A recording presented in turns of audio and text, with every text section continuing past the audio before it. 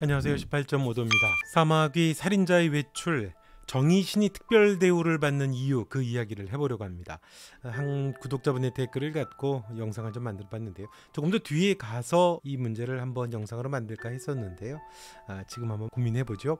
정의신이 죽지 않고 감옥에 갇히게 됩니다. 자백의 대가치고는 너무 과한 것 같다는, 그래서 뭔가 다른 이유가 있을 것 같다는 좀 의구심이 들고, 또 현실적으로 좀 이해가 좀 안 될 수도 있죠. 드라마니까 그냥 그런 거라고 넘어갈 수도 있겠지만 우리는 좀 늘 현실성을 대입하며 이야기 속에 빠져들게 되죠. 리얼리티를 생각을 하게 됩니다. 그렇다면 이 기묘한 특별 대우 뒤에는 정말 어떤 비밀이 숨어 있을까? 그걸 한번 들여다보죠. 답을 찾기 위해서는 저는 3화의 시작 부분으로 돌아가야 한다고 봅니다. 그곳에 모든 열쇠가 숨어 있다고 봅니다. 이 드라마 전체에 하고자 하는 이야기의 중요한 열쇠가 3화의 첫 부분입니다. 화면에 등장한 웅산이라고 하는 도시죠. 충격적인 곳이었습니다. 한때 번영했던 광산 도시가 이제 폐허가 돼서 무법자들의 소굴이 됐죠. 치안은 완전히 무너졌고 가장 큰 피해를 보는 건 힘없는 여자와 아이들이었습니다. 기다려달라고 하는 말만 반복하는 경찰. 신고해도 알아보겠다는 답변뿐이죠. 실질적인 도움은 전혀 오지 않았습니다. 이건 단순히 한 동네의 문제가 아니죠. 웅산은 사회 전체를 보여주는 축소판이었습니다. 국가와 제도가 무너지게 되면 약자는 정말 아무도 보호해주지 않습니다. 실업자가 넘치게 되고 사회적인 약자들이 보호받지 못하는 사각지대, 그런 환경에서 약자들, 그 중에서도 여자와 아이들은 점차 소용없다라고 하는 무력감을 학습을 하게 되죠. 그리고 마침내 그러다 보면 스스로를 지킬 방법을 찾아야만 하는 순간이 다가오게 됩니다. 바로 그 순간 정의신이 등장을 한 겁니다. 그녀의 첫 번째 살인을 기억하시나요? 치밀한 복수가 아니었죠. 아들이 학대당하는 걸 더 이상 볼 수 없었던 엄마의 긴급하고 절망적인 대응이었습니다. 국가가 해야 할 일을 하지 못했기 때문이죠. 가장 연약한 존재들인 여자와 아이를 보호하는 것, 그 기본적인 의무를 방기했기 때문에 개인이 직접 나설 수밖에 없었습니다. 정의신의 칼은 무력한 국가가 놓친 보호의 의무를 개인이 대신 실행한 것이었죠.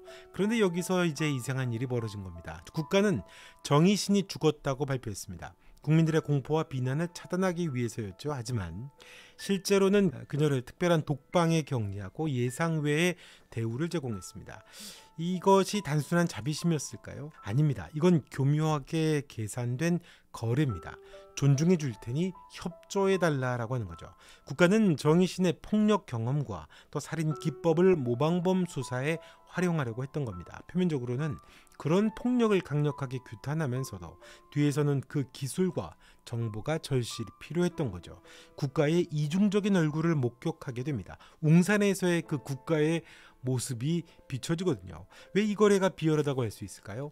국가는 겉으로는 정의와 질서를 내세우지만 실제로는 오직 실용적인 이익만을 추구했기 때문입니다. 자신이 보호하지 못했던 실패는 철저히 숨기고, 웅산은 정말 국가가 너무나도 무기력했다라고 이야기하잖아요. 그 결과로 생긴 개인의 극단적인 경험은 대신 국가가 챙겨가는 겁니다. 약자들은 이중으로 당하죠. 처음에는 국가의 보호 공백 때문에 고통을 받고, 나중에는 사회 질서는 우리가 책임진다, 사회는 우리가 통제한다라고 하는 국가의 그 명분 때문에 침묵 속에서 이용당하는 겁니다. 생각해보면 그렇죠. 개인이 생사를 걸고 만든 폭력의 경험과 방법이 국가에게는 아주 유용한 데이터베이스가 되어버린 겁니다. 국가는 폭력의 위험하고 죄스러운 부분은 모두 개인에게 떠넘기고, 범인 검거라고는 유용한 결과, 그 테크닉, 그 범죄를 다루는 기술만을 빼가는 겁니다. 더 충격적인 건 국가 스스로가 법의 일관성을 파괴했다는 거죠. 겉으로는 법 질서를 외치면서도 실제로는 법 밖에서 벌어지는 일의 성과를 은밀하게 흡수했습니다. 정의를 부르짖으면서 폭력을 행사하는 건 개인이었지만 국가는 그걸 방치하고 나중에 편리한 도구로 활용을 했던 겁니다. 위험은 개인에게 떠넘기고, 국가가 통제하고 국가가 무기력하기 때문에 결국 개인이 그거를 떠안을 수밖에 없었죠. 그렇게 위험이 개인에게 떠넘겨지고 이익은 국가가 독차지하는 구조입니다. 국가의 역할은 그게 아니잖아요. 구조적인 문제를 들여다봐야 되는 게 국가의 할 일인데요. 참 비열해진 거죠.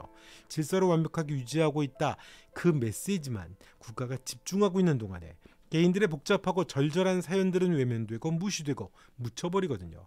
더구나 약자이기 때문에 그렇죠. 그래서 이 드라마의 하이라이트가 아마도 이 드라마 마지막에 충격적인 반전이 일어나는 이유를 설명을 하는 게 아닌가 싶습니다. 국가가 오직 기술적인 통제와 효율적인 결과에만 몰두했고 모든 고통과 피해는 개인들의 몫이 되어버릴 때 상상할 수 없는 그런 비극이 벌어지게 되는 거죠.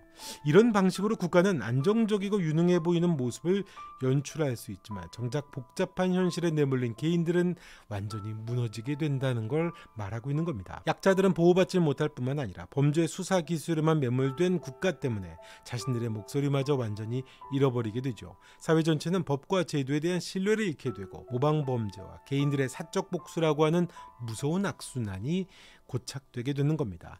그러면 알 수가 있죠. 사마옹산의 도입부가 왜 그토록 중요했는지 말이죠. 치안이 완전히 무너진 그곳은 국가가 자신의 역할을 제대로 하지 못할 때 벌어지는 참혹한 현실, 보다 더 구조적인 문제를 놓치게 되는 그 현실을 보여주는 상징인 겁니다. 정의신은 개인들이 어쩔 수 없이 선택할 수밖에 없는 극단적인 자력구제를 의미했습니다. 그리고 그녀를 은밀하게 격리하며 특별 대우를 제공하는 국가의 모습은 위험과 책임은 모두 시민들에게 떠넘기고 달콤한 성과만 집중하는 사회, 공동체, 국가의 위험한 모습을 적나라하게 드러내고 있는 겁니다. 정의신이 받는 특별대우는 단순한 자백의 대가가 아니었죠. 그건 국가와 폭력 그리고 약자 사이에 형성된 기묘하고 슬픈 삼각관계를 유지하기 위한 국가의 교묘한 전략이라고 이 드라마가 이야기하고 있는 겁니다. 실패와 무능함은 철저히 숨기고 편리한 도구와 유용한 정보만을 빼내기 위한 비열함을 보게 되는 겁니다. 이런 구조적인 모순을 감추기 위해서라면 연쇄살인범에게 특별한 대우를 제공하는 것쯤은 충분히 감수할 만한 비용이었을 겁니다. 국가가 비어있는 보호가 칼을 만들었고 그 칼을 다시 사회가 빌려 쓰는 역설, 그게 이 드라마가 보여주는 국가와 폭력, 약자의 슬픈 삼각형입니다.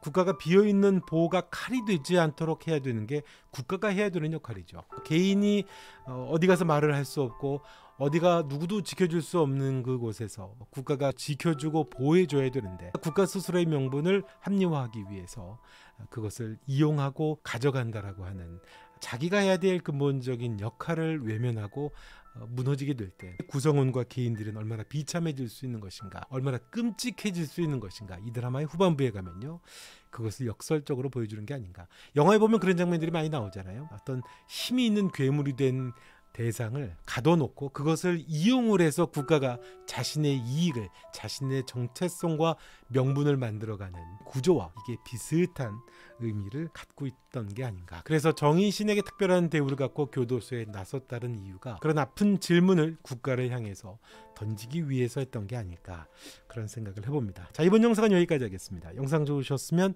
좋아요, 구독, 여러분의 생각도 댓글로 남겨주시고요. 또 알림 설정도 부탁드리겠습니다. 사마귀 살인자의 외출 18.5도 함께 하시죠. 고맙습니다.